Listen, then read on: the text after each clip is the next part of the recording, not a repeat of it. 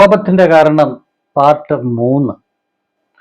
5 കാര്യങ്ങളാണ് പഴയ എപ്പിസോഡ് ഞാൻ ഓർപ്പിച്ചത്. ആറാമത്തെ തിരസ്കരിക്കൽ കോപത്തിനുള്ള മറ്റൊരു പ്രധാന കാരണമാണ്.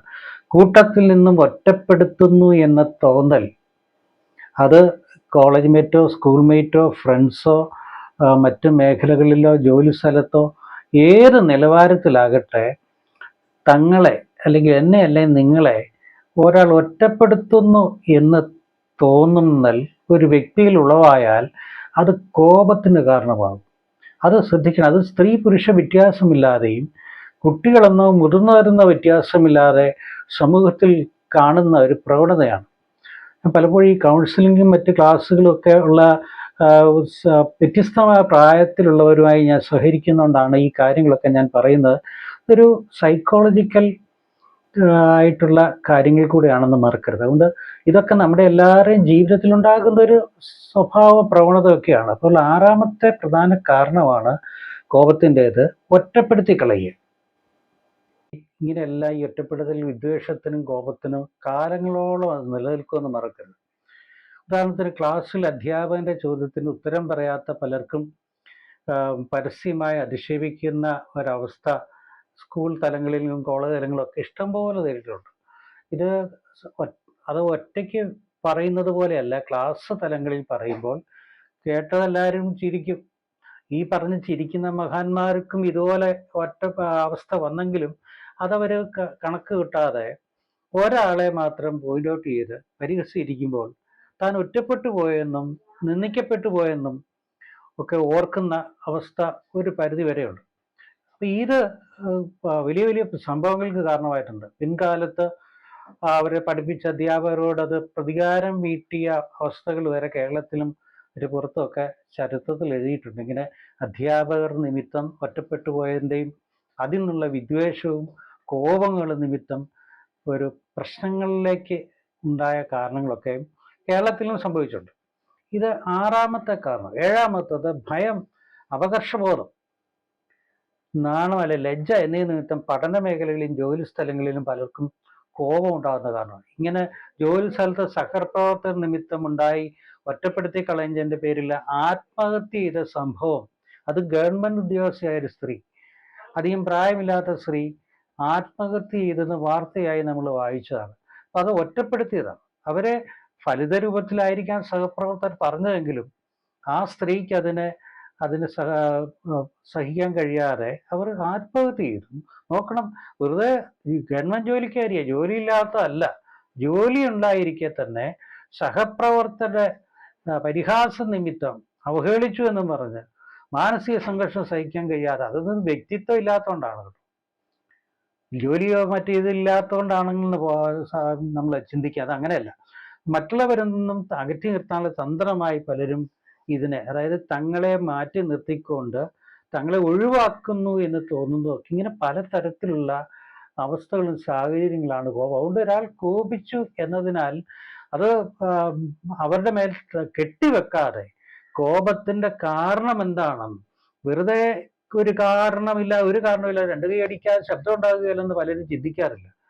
വെറുതെ കണ്ടതും കേട്ടതും മാത്രം പറയുന്ന കുടുംബത്തിൽ മുതിർന്നവരും പലർക്കും ഉണ്ടത്. ഒത്തിരി പ്രശ്നങ്ങൾ സ്വയം വലിച്ചു വരുത്തുന്ന പ്രശ്നങ്ങൾ നമ്മൾ പരിഹരിക്കാൻ കഴിയണമെങ്കിൽ അവരവർ മാത്രമല്ല, കുടുംബത്തിലുള്ളവരും കൂടെ ശ്രമിക്കണം. കണ്ടതിനെല്ലാം ചെവി കൊടുക്കരുത്, കേട്ടതിനെല്ലാം ചെവി കൊടുക്കരുത്. അതിൻ്റെ പുറകെ ഇതിൻ്റെ പുറകെയും പോയി പ്രശ്നങ്ങൾ സൃഷ്ടിക്കുന്നത് കുടുംബങ്ങളിൽ കൂടുതലാണ്. പ്രത്യേകിച്ചും അമ്മായിമ്മമാരും മരുമക്കളും തമ്മിലുള്ള പ്രശ്നങ്ങളൊക്കെ എത്രയോ കേരളത്തിൽ ഉണ്ടാകുന്നു. ഇതിനൊക്കെ കാരണം അന്വേഷിച്ചു പോയാൽ ചെറിയ ചെറിയ കാരണങ്ങളാണ്. പക്ഷെ അതിനെ ഊതിപ്പെരുപ്പിച്ച് എക്സാഗ്രേറ്റ് ചെയ്ത് വിവരമാക്കി നശിപ്പിച്ച് കളയുന്ന കുറേ അമ്മായിമ്മമാരും മരുമക്കളും ഒക്കെ ഉണ്ട്. ശ്രദ്ധിക്കണം. ഇതിനെല്ലാം കാരണം ചിലത് ഒറ്റപ്പെടുത്തുന്നതാണ്. സാഹചര്യങ്ങൾ മനസ്സിലാക്കാതെ, കാര്യങ്ങൾ മനസ്സിലാക്കാതെ, തിരുത്താതെ, ഉപദേശിക്കേണ്ടത് ഉപദേശിച്ചു കൊടുക്കാതെ പെട്ടെന്ന് പ്രകോപിപ്പിക്കുമ്പോഴാണ് പ്രശ്നങ്ങൾ.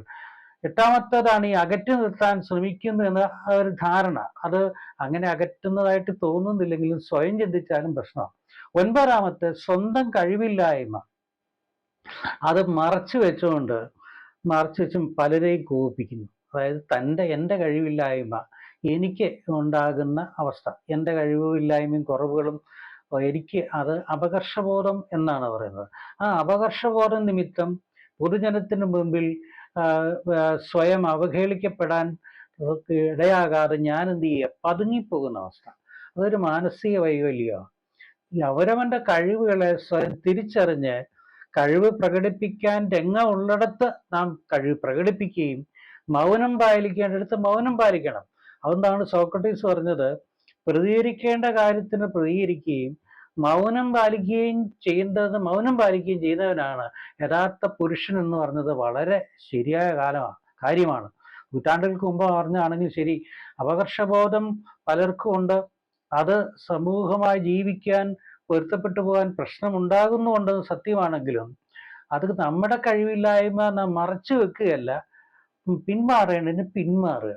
കഴിവില്ലായ്മയെ തന്നെയായി സ്വയം മനസ്സിലാക്കി തിരുത്താൻ പറ്റുന്നത് തിരുത്തുക. അല്ലാതെ നമ്മളെ ഒരാൾ പരിഹസിച്ചു കഴിവെട്ടവൻ അല്ലെങ്കിൽ കഴിവെട്ടവൻ എന്തിനു കൊള്ള എന്ന് പറയിപ്പിക്കാൻ ഇടയാകാതെ അവനവനെ മനസ്സിലായ അവൻ കഴിവുകളും കഴിവില്ലായ്മയും തിരിച്ചറിഞ്ഞ് പുതുക്കപ്പെടുകയാണ്.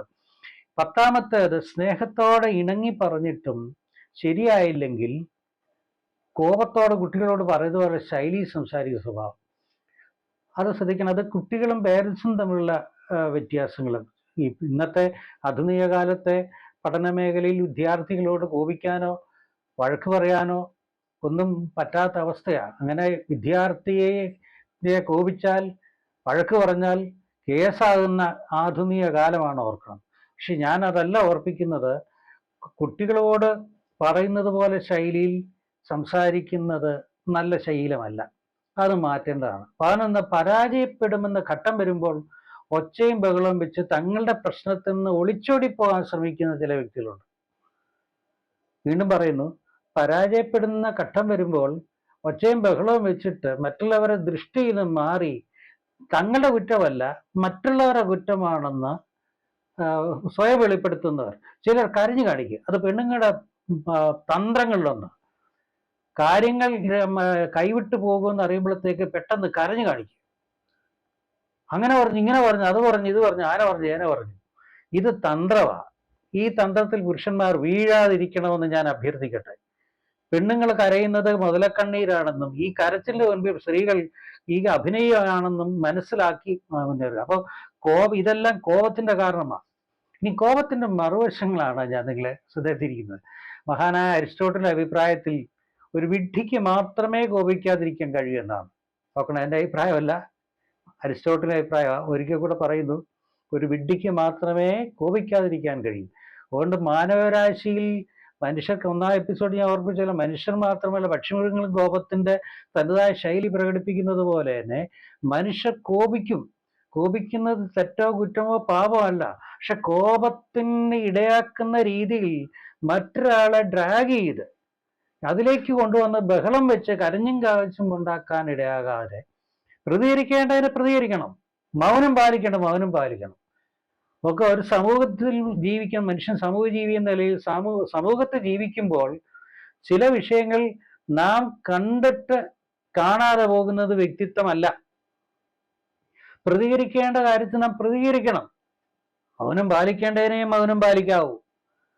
ഇതൊന്നും മിണ്ടാതിരിക്കുന്ന കുറെ പുരുഷന്മാരുണ്ട്. അവരെ എന്താ വിളിക്കണമെന്ന് എനിക്കറിയില്ല. അതിനർത്ഥം രാഷ്ട്രീയപരമായും സാമൂഹ്യപരമായും മതപരമായോ സമൂഹത്തിൽ സംഭവിക്കുന്ന ഒരു കാര്യം തിന്മയായത് കണ്ടിട്ട് നാം മൗനം പാലിക്കുന്നുവെങ്കിൽ അത് വ്യക്തിത്വമില്ലായ്മ തന്നെ മാത്രമല്ല, മറിച്ച് ആ വ്യക്തി സമൂഹത്തോടൊരു പ്രതിബദ്ധതയില്ലാത്ത ആളാണ്. തനിക്കിതൊന്നും ഒരു വിഷയമല്ല, അവരെങ്ങനെയെങ്കിലും ജീവിച്ചോട്ടെ, എനിക്കൊരു വിഷയമല്ല എന്ന് പറയുന്നത് സ്വാർത്ഥതയാണ്. അതുകൊണ്ട് പ്രതികരിക്കേണ്ടതിനെ പ്രതികരിക്കണം, മൗനം പാലിക്കേണ്ടതിനെ മൗനം പാലിക്കണമെന്ന് ഓർപ്പിച്ചുകൊണ്ട് ഈ എപ്പിസോഡ് ഞാനിവിടെ വൈൻഡപ്പ് ചെയ്യുകയാണ്.